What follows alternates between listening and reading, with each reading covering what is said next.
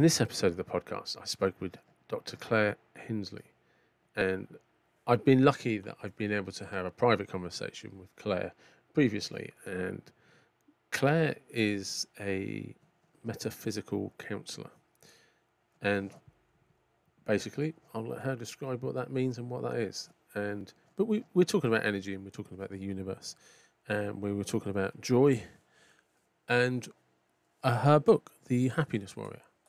And I really enjoyed it, and I'm looking forward to the opportunity when her and I can get to talk again.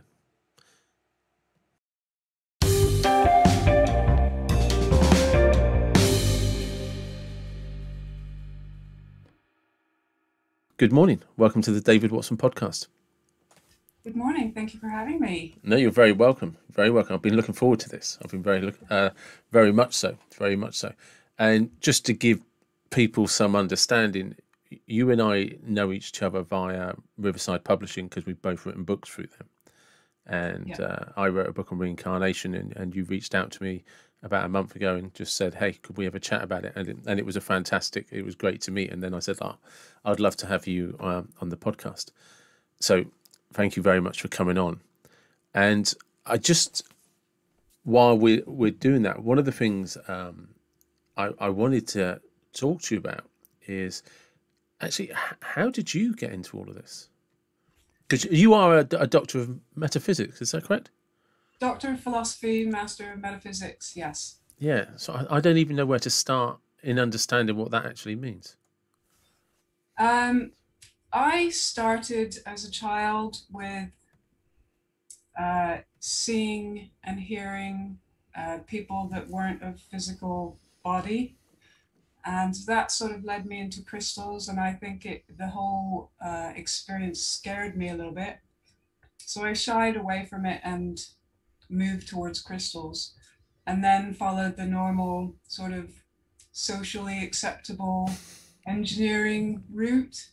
And I just was pulled constantly back to helping people.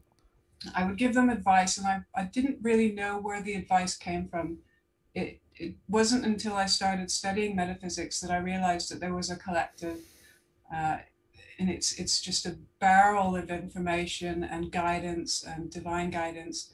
And that sort of brought me, I was talking to people with this guidance, and I didn't know where it came from. And they were listening to me, but they wouldn't take it seriously. So I thought, I need to get qualified in this. So I moved towards metaphysics and found a course online, and now qualified.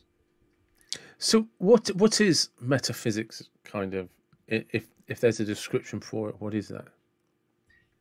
It's very along the lines of Eastern philosophy, Egyptian, where it's a belief system that your mind is capable of manifesting things. So your thoughts are capable of manifesting your existence.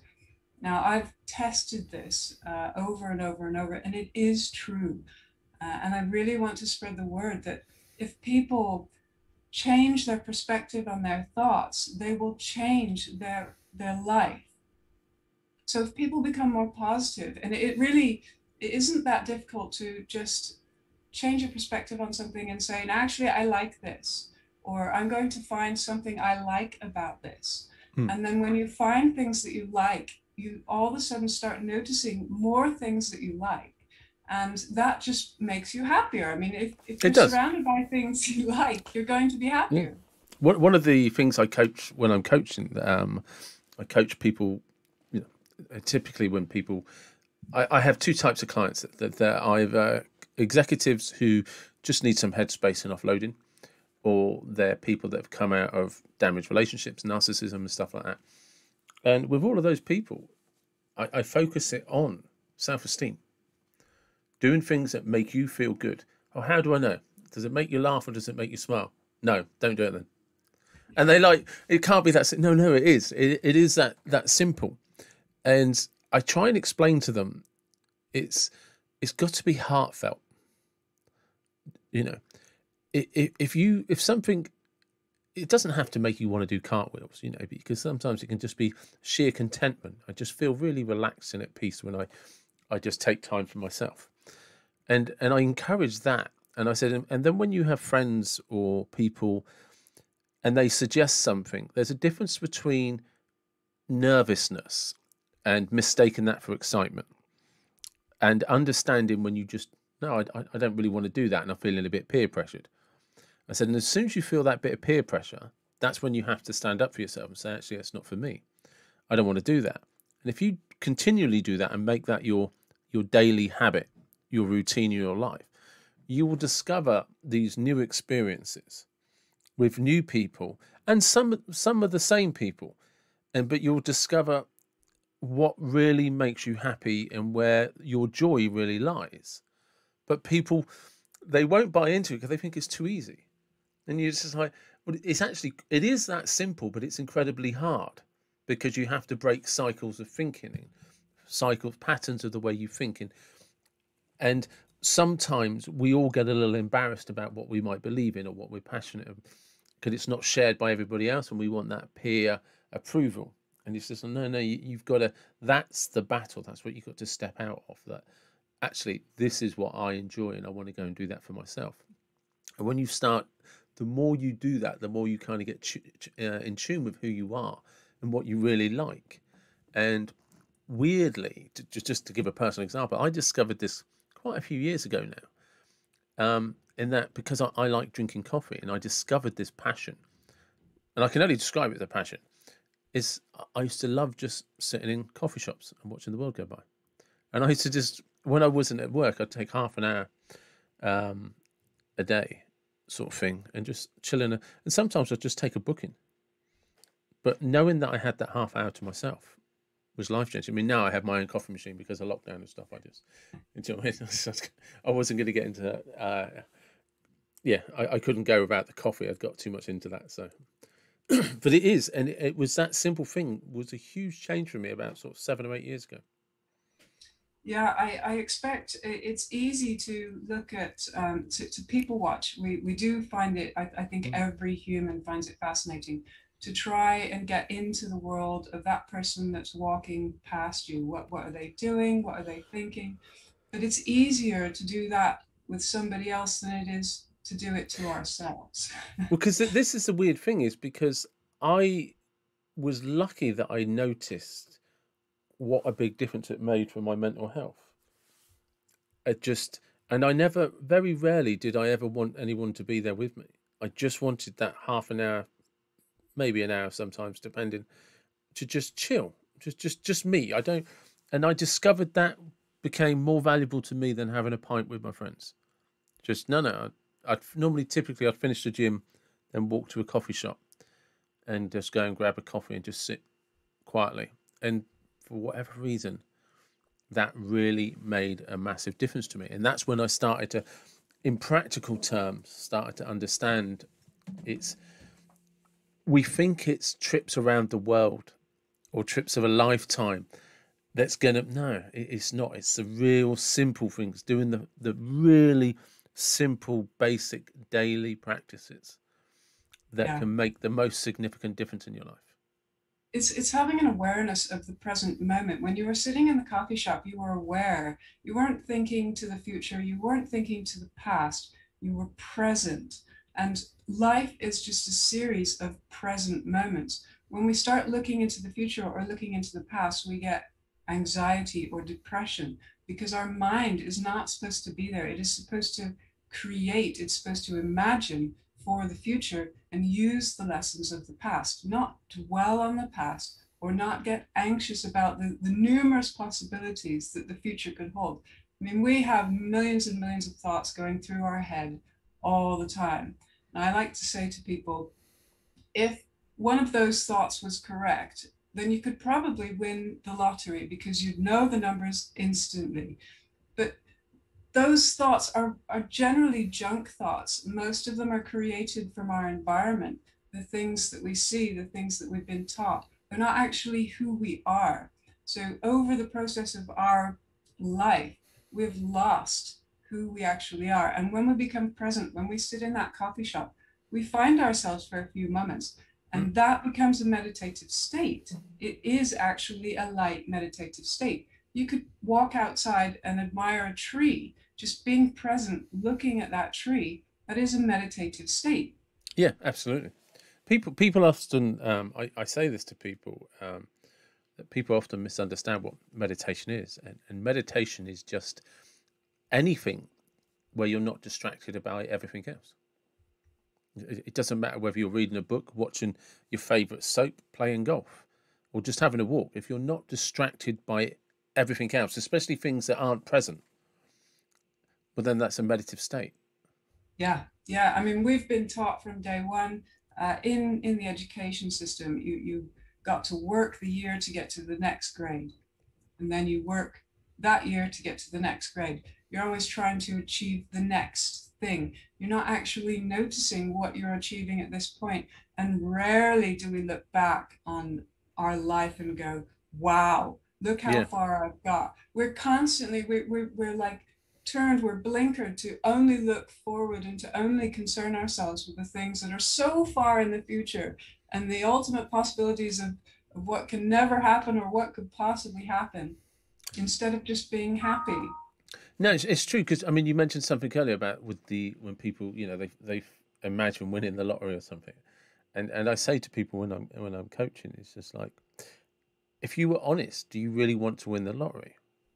And they're like, yeah, yeah, definitely. And like, of course, everyone to a degree does want to win the lottery. But when you ask them why, it's not about winning the lottery at all. It's about feeling safe and secure. It's about having a mortgage paid off. It's about not having to go to work. It's about having choices, you know. But most of the choices that they wish for come from a place of stress because they feel that they're constantly having to battle to pay their bills and and to support a lifestyle. And it's just like, you realize if you won millions, you'd still have the same battles because you would still have this money that you now have to manage for the rest of your life. And it, Yes, I mean, when you look forward and when you sort of think about the bills and you get distracted by there, you are actually lowering your energetic mm, vibration. Everybody, everything is made up of energy. And when you concern yourself, worry, stress, you're lowering your vibration. And when you do that, you're stopping any creativity. You're stopping a clarity of mind because you're thinking about something else. And how can you actually evolve if you don't have any clarity or if you don't have any creativity? That's why you see the people who are really successful, they take risks. And yes, they do. They are afraid of taking risks, but they have this feeling, this belief, and they set their mind to it. And their mind actually manifests the outcome because they are focused on that. yeah, And that's all they want to do. And then they just keep working towards it, working towards it. And all this time, this energy, this thought energy of, I'm going to make this work, I'm going to make this happen, is actually physically manifesting within their life. yeah. And going back to something we've already said, these people, when they do that, it's always something that's heartfelt. They're not trying to do it for any altruistic reason. They're not trying to fix somebody else. They're not trying to impress somebody else. It is genuinely a passion. And that's why they're able to have, to some degree, that's why they're able to have that single focus, because they are genuinely following their passion. And I do think that gets misunderstood when people say, oh, if you follow your passion, you'll never need to work again. No, not if your passion is jigsaws. It is. But what it does mean is, if you stick to what you're passionate about, what you love doing, you will have a very happy, content life, and you won't be Yeah. distracted by things that don't really bring you any meaning or give you any feeling of purpose. Yeah, I call that passion. Basically, it's a feeling from the heart. It's a sign from your instinctive self, from your soul, from the universe to go forward and do this for yourself or for the service of others. When we get stuck in the egoic type of thinking, which is, oh, I have to do that because the neighbor has done that, or I have to do that because I have to prove myself to somebody else. Those things that we follow always become really difficult. And Yeah, they tend to end up sort of bringing us more stress because we're competing against somebody else. This isn't a competition. We're all connected and we should all be growing together, and we should all be doing things that we love, because that helps us grow, helps us be creative. Absolutely. And one of the things that people find it very hard to understand, even though it happens to them, is that when they purchase something or do something trying to impress somebody else, those people are never as impressed as you wanted them to be. And then that leaves you with a very deflated feeling, because they was like, no, you know, because in your head you have kind of created this manifestation of how excited and impressed they're going to be, but it wasn't heartfelt. And because it wasn't heartfelt, and because it wasn't their heartfelt, it's never going to live up to the expectation that you've placed on it. Yeah, definitely. I use birthdays as an example, because people look forward to it, or holidays. People look forward to it for their whole year, and that's the day that they're actually going to be present. Yeah, They're not going to be present in any other day, because they're looking forward to that holiday or that birthday. And that's the day where they're going to take control of what they want to do. So it becomes a wonderful day or a wonderful holiday. And you could have the same things. You could have somebody run into your car or something while you're on holiday, and it's not as bad, because you're still present and you've still built up this mindset of, I'm going to enjoy this yeah. regardless. There's what's it? I've forgotten the actual term for it, but there's a thing called the holiday sunset. Holiday sunset, and of course it's the philosophy of the sun is the same wherever you are, but when you're stood on holiday and you see that sunset, it suddenly looks more beautiful. Then the next day you're stood at the bar and you see the sunset and it looks more beautiful again. And then the day after that, you're stood at the bar with a drink and the sun, oh, it looks so beautiful. And then you're there with a drink, a cigar, and good company, you know, and eventually it doesn't look good enough because there's always been this new thing you've had to add, or you have to go to another beach or get another setting. These things are beautiful. You know, when you're on holiday, you're always in a much more relaxed, present state to be able to appreciate them. But it is still the same sun that you wake up with and you go to sleep with. And it's that the not being able to place yourself in the pleasure of the sun wherever you are, whenever you are, and appreciate it for what it is. Yeah, most definitely. I think when you were talking about earlier how people want to feel safe, Yeah, they want to feel comfortable, that really is, as far as I'm concerned, how connected you are with your own soul, or with your own universe, or with your own heart, with your own sense of peace. If you're almost living outside of your body, and everything that brings you joy is coming from outside, you're always going to have an empty hole in your heart, because you're not fulfilling the things that make you joyful. But when you do fulfill the things that make you joyful, you do find a sense of peace. You find a safe place. It's okay to be yourself. You become more confident. You can go out into the world and share your creative ideas. If you're constantly living outside of yourself for other people, you can't do that, and you don't feel safe. So I think the feeling safe, everybody wants to feel safe. yeah, I spent my childhood, was moved around quite a few times, and I always had this deep sense of, I just want to find my home. I need to find my home. And it didn't matter where I lived in the world, and I lived in California, I lived in England, I lived in all numerous places. I just never felt comfortable. There was something missing. And I did this meditation, and I went down this dark hole, and I found this deeper connection to something else. And it was at that point, and this only happened a few years ago. I've been searching for 40 odd years. yeah. And I thought, no, this is my home. This is the feeling that I've been searching for. And I'm actually getting goosebumps now, because I feel a lot of things. And it was just the release. I didn't have to search anymore. It was within me. I carried it my whole life. I always had it with me, but I was just unaware of it. these sorts of things we're not taught in school. We're not taught No, how to find ourselves, how to be comfortable.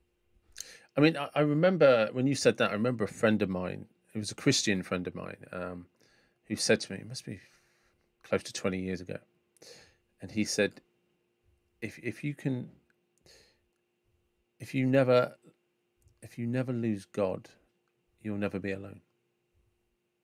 And I kind of thought about that, and I was just like, yeah. And although I was raised as a Catholic, I've kind of moved into the spiritual realm of life, and but it did resonate with me because whenever I feel that I do belong to something that's greater than myself but comes from within inside, I never do have any feelings of loneliness. I always feel quite grounded in that and that I belong somewhere. But it's when I lose that connection, that's when I start getting anxious. That's when I start worrying about the future. That's all of my stresses and worries come from. And it's not just about not being present, because I can feel that connection and imagine my future and play about with what I would want my future to be, or what I might have been in a past life or something like that. But it's when I feel disconnected from it, and it's just like, oh, right, you know that this isn't good. And then if anything, I will then panic trying to find the connection, which is the exact opposite of what I need to do. Yeah. And Yeah, definitely.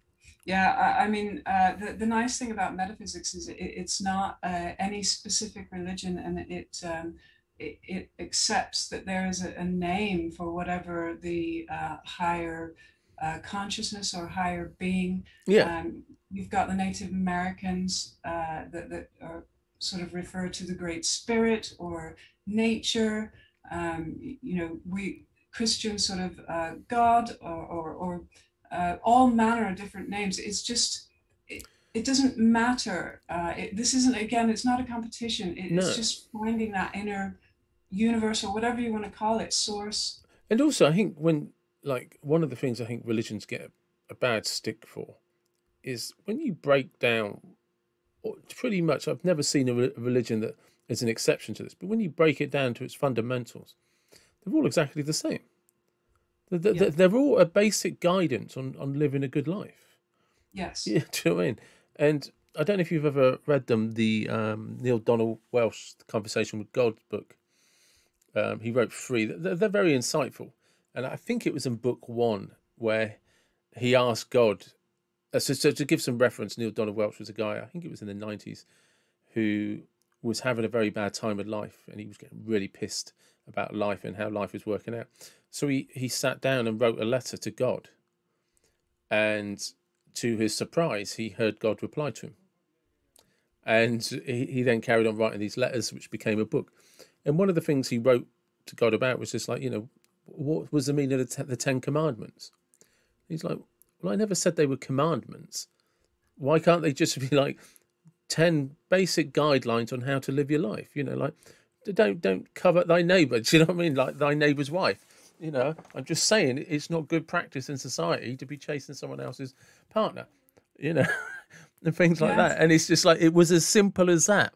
He said, it's just like, why do you guys have to be like so fanatical and not just like, live and let live? And the fundamentals of all of these philosophies or religions, whatever you want to call them, they all have their roots in exactly the same place, and none of them change. It's just they evolve with interpretations over the years, and before you know it, you're just like, well, I'm not sure that's what it meant originally. Yeah. Yeah. When you talk about people and going, and one of the commandments sort of stay with your own partner, don't Yeah, stray. I mean, you really have to look at, where are we being influenced to actually stray? Is that a natural thought, or is that something that comes from movies and TVs, yeah. and something that we see, something external from us that is not actually a natural instinct of our own? We, And we are being programmed, we are being trained to to shy away from all those morals, to not be pure and happy to the neighbor. Everything sort of teaches us that's outside of us, that we should be bad people, but we know naturally we are good. That's it, and it's like you say, you know, if you get into a partnership with someone, the commandment is really sort of suggesting to you that, look, if you guys commit to this, commit in the good times and the bad, and be a partnership where you both trust each other to have each other's back and look after each other and take care of each other, you know. And as long as you both commit to that, you will both find a way to always work together, always be together, and to always trust each other. And when one of you is feeling down, the other one will be able to take up some of the weight, you know. And it's not, and people are like, well, it means you shouldn't be. No, forget divorce and things like that. It's the same before any of that should ever become a thing. Don't enter into the partnership unless you can both equally respect what the other person brings. You know? And all of these things is what gets lost. Yes, we are like the ocean. Sometimes there are big crashing waves, Yeah. and sometimes it's calm. That we don't have a full flat line. I think we'd get bored. So we do need the ups and downs, but big teaching in metaphysics is to reduce those ups and downs, to make them more level, so they become more manageable. So you're not bouncing around Yeah. so much, because that's when life can get quite difficult. So if you just take the sting out of the negative, and you sort of, you don't go so adrenaline to find the positives, you don't go to such far lengths to find the positives, and you just look outside the window and go, that's beautiful, and that's great. Yeah, no, because I mean that comes back to, like, you know, you could sit in your local field and enjoy the sunset. You don't have to fly 10,000 miles to do it. No. I'm not saying don't fly 10,000 miles and enjoy that scenery, but if that's what you're banking on, like you say, working all year or 5 years for that one dream holiday before you, oh, this is so worth it. Well, how many moments along the way have you missed? Most definitely, yeah. That's why I've come to the understanding that time and space are constructs of this three-dimensional world that we live in. So I don't believe that if you go to a different place, you'll be in a better situation. It is really about making your situation where you are better. I've had a few people come to me say they really dislike their jobs. Well, there's two things. First of all, if you leave because you dislike it, you're most likely going to dislike your next job, because you've gotten into this mind frame that you dislike things. So first of all, I would suggest trying to find the good things, trying to find the silver lining in what you do, and make almost like a sense of peace, or a combination sort of that you join, you merge it, and you find the happiness there. And then if you still think you need to move on, move on. Because that there was something you said about the sunsets, and it applies to this as well. If you can really enjoy and appreciate the sunset outside your window, wait to see when you get to that magical place where there's a sunset with a view, then realize how much you'll enjoy and appreciate that. And that's the same with work. If you can appreciate where you are in your work now, and like you say, find those silver linings and appreciate what it does, how you can enjoy it, when the next job turns up, you'll really appreciate that. But if you're going from a place of I hate this, I hate this, I hate this, it's going to follow you. I mean, Yes. I used to have this saying when I used to work in the car trade, and I worked for quite a few different organisations, and it was very common for us to all say it didn't matter who you worked for; it was the same shit, different roof. Yep. And that's how what we used to say, and it's because it's true. We knew it didn't matter which company you worked for, which manufacturer. Customers were customers, cars were cars. They were going to break down. People were going to be disappointed. So, honestly, there was no difference. The manufacturers all had their own philosophies, but the people that were dealing with the complaints, no, it's the same. And we same shit, different roof. And that was, and when I think about it now, as I'm saying that, because when you said that, it just popped it back into my head for the first time in 20 years. I was just like, yeah. We used to take the same attitude wherever we went.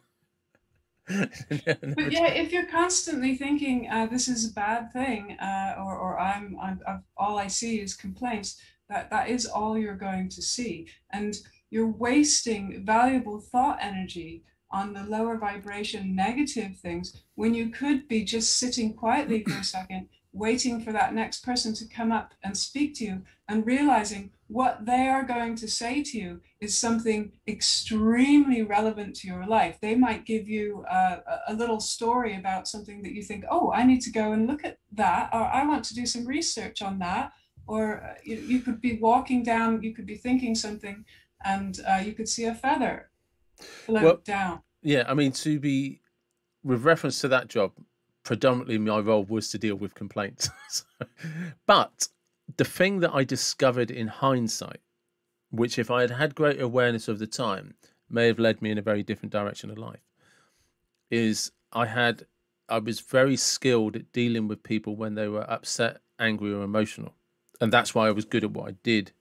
And I was good at solving problems of people and help finding out actually the problem was rarely the car. There was the problem that you were really managing disappointment. You were really managing expectation. You were really managing their concerns that if they didn't get their car back, how were they going to take the kids to school? Do you know what I mean? So the car was just a prop that was It caught. was an excuse Yeah, for their own life issues. exactly that. And it took me many years to realize the skills that I was learning and that I developed, and that they were natural. Because then they're not. I didn't care what people say. I could write a book on it. If it doesn't resonate with you, you're not going to learn how to deal with customers that way. And Yes. had I understood that more, actually no, if I just understood that at the time, I would have realized, because now I coach people. Do you know what I mean? And it's the same. To me, it's all just customer services. But had I realized that at the time, I could have probably made a more significant impact in customer services. Yes, everybody expresses their own issues in a way that they feel comfortable, or a way that they've been taught to. I mean, if you look at priests or Buddhas or monks, um, who of them, show me one that's angry, show me one that Yeah, gets frustrated. No, they don't, they have made peace with themselves. They are in a space, in a vibration that they are happy with, that they are building. So they have no need to express anger or disappointment. When your life, when you're disconnected from your soul, then you feel scared, and you have to express that in the way of complaints. yeah. I And mean, as we're talking, I'm getting these kind of weird epiphanies and realizations. Like, and some I kind of knew, but the impact of them is so. Like for reference, one of the manufacturers I worked for in the dealership was B&W, and this was up in North Watford, and they had this like customer feedback thing, and I never dropped out of the top 1% in the country, and I was always the highest satisfaction rate in the group of 5 dealers. Right now, that's a remarkable feat, but I also had a reputation of being difficult to work with, and I also had a chip on my shoulder and was very angry. Now, had I actually been realized that how well, so I kind of knew like I was better than everybody else, but I had such a chip on my shoulder that I was being not respected, unfairly treated, and all of that, that I had a reputation for being difficult to work with, that I lived up to without a shadow of a doubt. Nobody ever wanted. I never approached with something. How can I lift everyone else up? How can I make progress? How can I do this? Which may have led on to bigger, greater things. But instead, I was always kind of stuck where I was because I was never flexible enough to see the skills that I had, the attributes. It was always, well, why didn't you just leave me to get on with it? Why can't I just be left alone? You know, you're shit at it. I'm not. Why didn't you just shut up and listen to me? And managers don't like being spoken to like that. yeah. Whereas I could have actually said, is there a way that I can help the organization with what I know? And, you know, is there a way that I can communicate this to you that might be of benefit to everybody else? Yeah, But no, I think what it sounds like to me is that when you were able to help and encourage these people on the phone, you were doing it with a great connection from source, or from, you were doing it from an inner place, Yeah. and it was like this is your calling. You knew it, and and you were very confident with it as well. And when you had the manager saying, "Oh, you need to get this amount or that amount," sorry, no, I'm in my Yeah, space yeah, yeah. and That's exactly what it's you're like. stopping me now. So just go away, which probably made you look like you were difficult to work there, but actually you were just in your space and you were on it. And no, I was quite arrogant. Do you know what I mean? I was good with customers. I Yes. genuinely was good with customers. I wouldn't have been as done as well as I did without being good with customers. But I had a real arrogance towards people like my boss, because I'd just be like, I don't care, because I know I'm right. And there was what I wasn't able to do, and that came from a place of anger, disappointment in my own life, and a chip on my shoulder. And what I wasn't able to do was communicate. Look, look, I know what I'm doing, but what is it that I'm not communicating to you that gives you that assurance? Or do you know what I mean? Because there must, I think, if I was able to approach that now, I would be looking at, it's different because now I manage in my other job and stuff like that, so I understand these principles a lot better. Is what I could have sat down with people and said, look, this is how I get my scores. This is what people need to know. These are the do's and don'ts, and this is the way I approach it. You know, is there a way that I can put this? I can help the dealerships with this. Can I lift us Yes. all? You know, but I wasn't. It was just like, what? Just why don't you just leave me to it? I know what I'm doing. I don't need your input. You know. But you have to look back on that now and think, if you did fall in line with the managers, then you might have become a manager yourself, and you might have gone that path in life Yeah. and never made it to this path that you're in now. This is it. Yeah. You know, it's just it. It's as we were talking, I realised there was that insight into where it was coming from. You know, and it was, yeah, it was the not able to see the silver linings. It was, you know, it was the same shit, different roof attitude. Do you know what I mean? And there was all the anger and frustration that was connected to that, as opposed to, actually, do you know what? I'm doing a really good job. I'm helping lots of people. I wonder how I can make it better.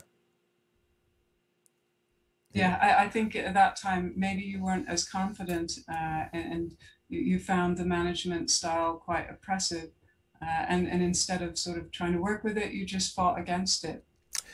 Yeah, possibly, and I think it was also at that time, I didn't believe in myself Mm. as much as anything.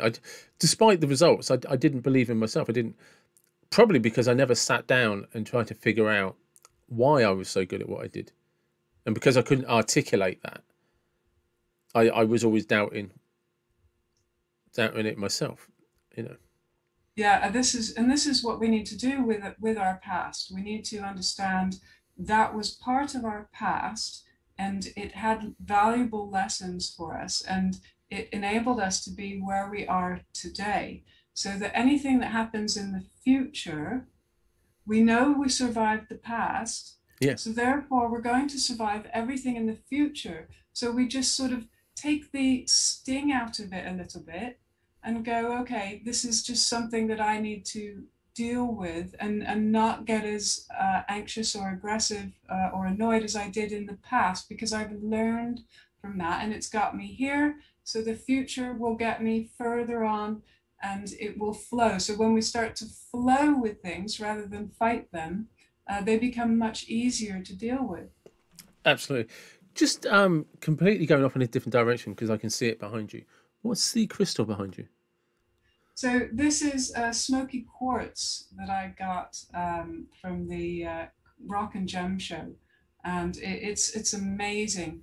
Uh, it's I made this stand out of wood. I took quite a few days to drill it, and it goes about 3 or 4 inches into there. But for me, it just shows everything at the bottom. It's quite earthy, and it's not got the beautiful shining crystals. So I think it represents life. As we start out, we have to fumble around Yeah. and start to understand who we are. And then as we go through the years of our life, we get up and we start to come out with these beautiful big crystals at the top. It's very heavy. Yeah, I bet it is. I bet. And I had to lift it and put it back while I was doing this. It was great fun, but it's just so beautiful. I love crystals, and Yeah. that was my sort of right. This is my metaphysics. Now that I'm qualified, I'm going to get myself a nice big crystal and put it on a stand. And one day it will be in the middle of a healing center, and all the kids can come up and touch it and gain some positive energy from it. Yeah, no, I mean, I'm a crystal person myself. I love my crystals, you know. And I'm trying to think. There's quite a few in my office, and I'm always surrounded by them. And I don't have a big enough office yet, but I've always had this one. I have this picture in my head. I haven't seen it yet, but it's almost like a table-sized quartz. It just sits in the middle of the room, and everyone just gets to sit around it, you know. And knowing me, it'll be a no-touch policy. No, I encourage Yeah, touching on this one. I've got to the stage now where I'll go. I don't need to go to the rock and jump shows. You can walk outside, you can walk to a beach, you can walk to a park, and you can pick up a special rock, and that can be. yeah, You don't have to spend lots and lots of money on these things. The energy is going to come through. The healing's going to come through regardless. yeah. I do. I try and say to people, it's like, because when I first started getting into crystals about sort of 20 years ago, um, I was buying every book you could read on them and their meanings and their stuff like that. And I can't remember who it was, but a lady, I'm sure it was a lady, I can't remember her name. She just said, "Look, don't bother with any of that." She goes, "Next time you go and go looking for crystals, just walk around until something gets your attention, and then that would be the one that you should pick up. Don't worry about." Because I used to buy them like which ones for positive, which ones for abundance, and I'd buy them all based on that. And she's just like, "No, that's probably not what you need. That's just some idea you've got, like it's a Rolex watch or something." She said, just when you're walking around any crystal shop, she said, if nothing literally sounds like it's screaming at you, there's nothing in there for you. She goes, but when something you suddenly feel drawn to something, she says, don't worry if it's small, don't worry if it's big, don't worry about any of that. Don't worry about its colour. Don't even look up to see what it is. Just pick it up and take it home and get to know it. And don't, like she said, and if you can, resist actually trying to find out what its meanings are, what its healing qualities are, because it just means it's something for you at that time. Yeah, most definitely. I think I did the same thing. I started off looking through the book going, oh, that's the one I need. Yeah, And then I started sort of going and you have little boxes of 100 different types of crystals and you just sort of run your hand over, oh, I'll get this. Then I'll go and look in the book and see what it means. And oh, that's perfect. yeah, and that's it. And so I do have a kind of a healthy collection of quartz. And yeah, quartz is a big one for me. I have a lot of clear quartz pointers and stuff like that. I just seem to like them, you know. But crystals for a good few years were a big part of my life. And then I realised actually you're just buying these like possessions, and you're not really spending any proper time with them. So so I stopped there and then, unless I'm happen to get an urge to go into a crystal shop. I don't.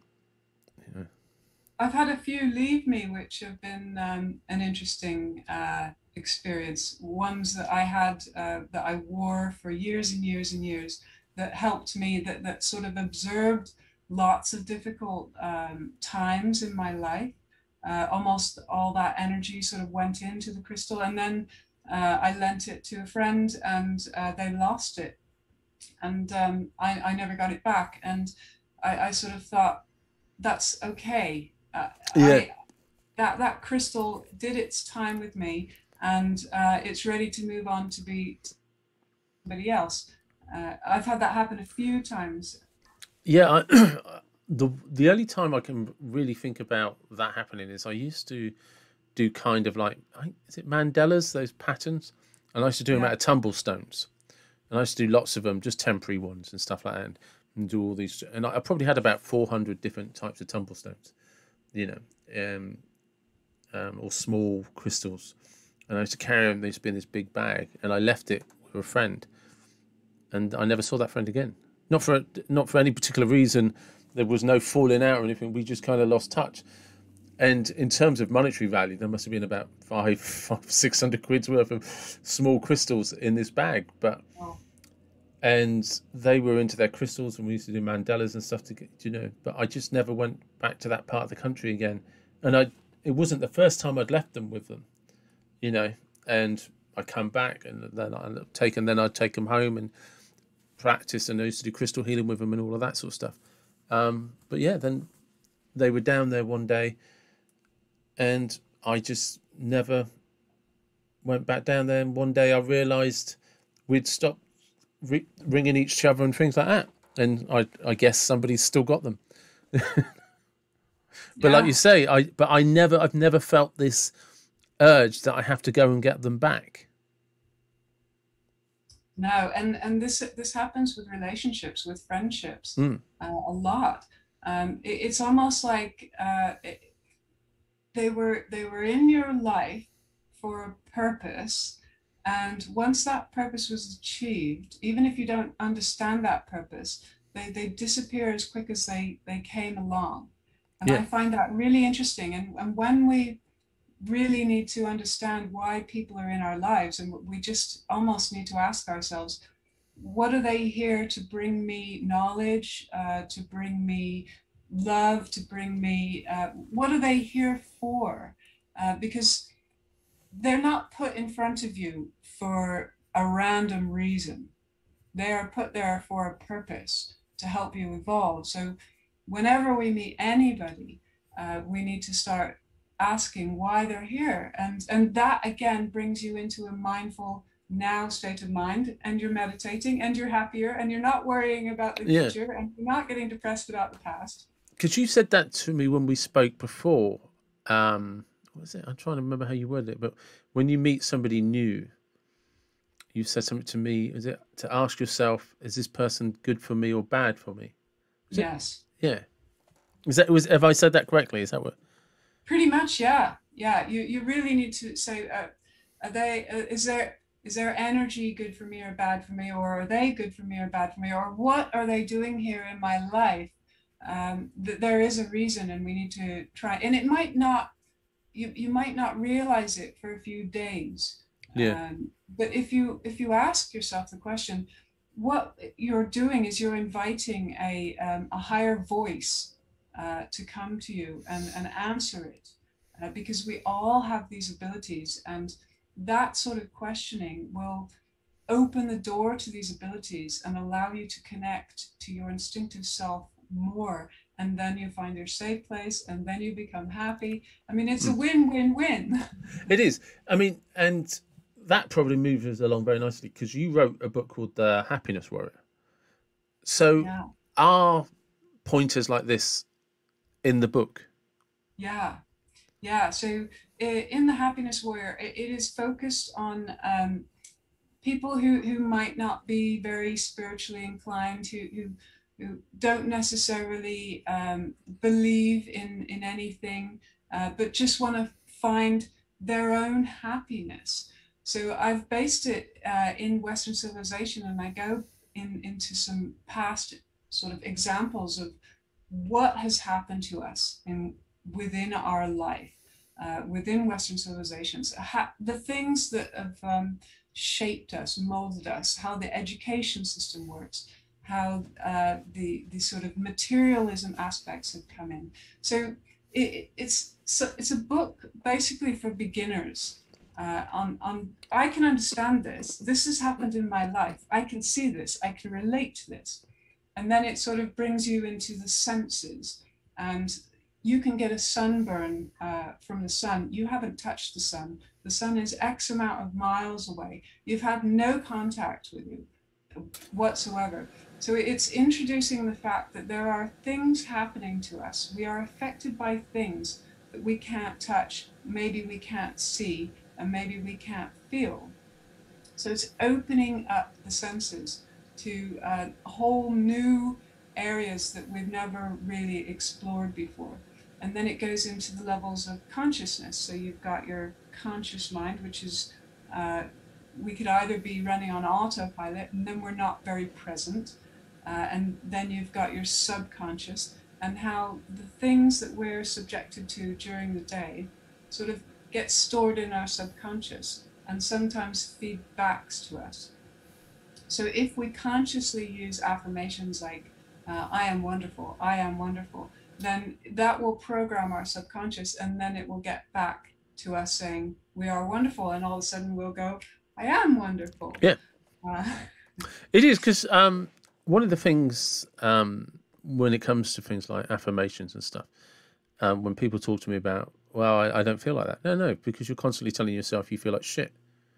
And the way I try and explain it to people is, well, one, if you don't feel comfortable with affirmations, you shouldn't be trying them. You know, if it's not something that resonates with you, why are you trying to do it? But you don't pick up a guitar and think you're Jimi Hendrix, or that you can play it immediately. And anybody that plays, and I don't play a musical instrument, but anyone that does play a musical instrument knows that if you want to get really good at it, you're going to need to be practicing about an hour a day for the next 5 years. And then you might be at a level where you say, yeah, I can play a guitar, you know, or I can play the piano. You know, it's to do with hours and days and stuff like that. And that's the same with anything. I mean, I surf. Now, to anybody on the beach who sees me jump up on my board and catch a wave, they're like, oh, he can surf. But to anyone that actually surfs, it's like, you're intermediate at best. Because they'll see all the clumsiness. They'll see where I'm not smooth. They'll see where I pick up the wrong part of the wave. They'll see everything that I know, that I'm aware of.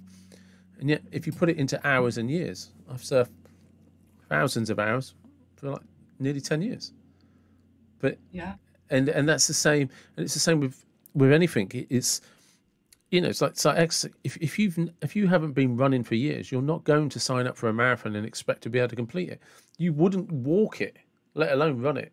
And it's the same with affirmations. If you've been telling yourself one thing for years, it's going to take a while, and there's going to be a lot of some sort of shadows and clouds that need to clear, because your subconscious is going to challenge the change in thinking.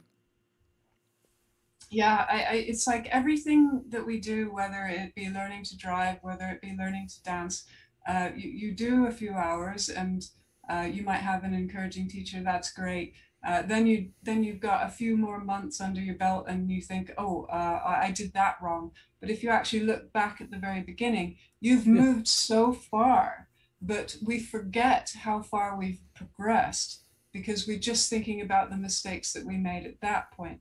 So all of this, it all takes practice, and that's something that I try to drill in the book. It is that we are our own experiments, and we need to be using ourselves as an experiment. We need to sort of go, I'm going to practice this, I'm going to do it, because you're not going to get better at anything unless you carry on doing it. One of the good things about the way the senses work is they're very similar to like muscle memory. Yeah. So if you went down to the gym and you did, I don't know, curls or something like that, you can tell I don't go to the gym. Then you're going to be able to lift a little bit more the next day, and that's going to keep going. So senses do the same thing. When we use a sense to pick up or to connect with a higher place, we're strengthening it, and it's going to become used more and more, and it's going to become easier to use, and then it's going to become so natural that you don't even realize that you're using it. But that's, I mean, gyms are a good analogy, because if you're in poor shape or overweight or something, you go into the gym, you feel awkward, you know, and you don't like it and you don't enjoy it, but you kind of, there's something inside you that pushes you to carry on. But then, who actually is making you feel awkward? Is that you because you're comparing yourself to the other people, or is that actually the other people? Well, typically from my experience in the gym, it's you that's going to be feeling awkward, because anybody that is a regular at the gym and will actually always respect you for getting in shape, and Exactly. will encourage you because they know where you're coming from, and they know how hard. So the reason that sometimes when you go into gyms that people don't always appear friendly is because they've been turning up every day for 5 years, 10 years, and you might just be one of many faces. And it's like, look, it's just, are you just trying to make yourself feel better for 2 weeks? Let's, but when they realize you're still there in 3 months' time, and you're getting fitter and you're getting in shape, they respect you massively because you've shown the same commitment that they've had to show. And but when like when people are out of shape and they turn up and they don't want to do it, and it's hard, it's difficult, but you keep persevering, 12 months down the line, that person looks back and they're like, wow, I literally am now a different person. But it takes 12 months and it takes perseverance. And then if you want it to stay, you've got to maintain it. So you got to carry on turning up, but you'll only ever get into that place if you actually have a desire to have a physically healthy body. Yeah. But we forget, we've all had to do our learner stint in driving a car. We've all had to go through those awkward stall moments with cars behind you. But we could be in a car behind a learner and get annoyed. But we were there once. Yeah. So we really need to sort of, that's a really good point where we can stop ourselves from our initial getting annoyed and lowering our vibration and just sort of smile and go, I remember the days when we used to be there, and you've just uplifted your vibration and you've made that experience better. It is really that easy to take the things in your life and just change your perspective on them. So anybody, I'm just conscious of time, but for anybody watching this, what would you like, 2 tips, 3 tips, 5 tips, whatever, would you say, look, start with this? So I would say start being more mindful. Don't let your mind wander. Realize that the majority of the thoughts that you have are not your own. They're not your pure self. They have come from outside. So really look at every reaction that you have and question it. Sort of catch yourself. Maybe just pinch yourself before you react, and decide whether you want to react in an uplifting way or a depressing way. It really is that simple. So That's all I want. yeah, so because I mean, like when people say, "Oh, catch yourself being more mindful," what do you mean by that? So becoming present, almost questioning everything. I'm going to get annoyed at this. Why am I going to get annoyed at this? Am I going to get annoyed at this because it's going to cause me harm, or I think that that person is doing something stupid? If they're doing something stupid, why is it stupid? It might not be stupid for them, but it might be stupid for me. Why do I think it's stupid? Where does that information come from? And try to almost delve into every sort of thought that you have as to where it's come from, how it exists, and is it actually your own? And would they find this, some of this in the Happiness Warrior, all of this information? Yes. And Yeah. that's available through Riverside Publishing, isn't it? It is, yes. It's available from Riverside Publishing. I've also got it on my website, www.loosh.co.uk. And I will put all of those links in the description.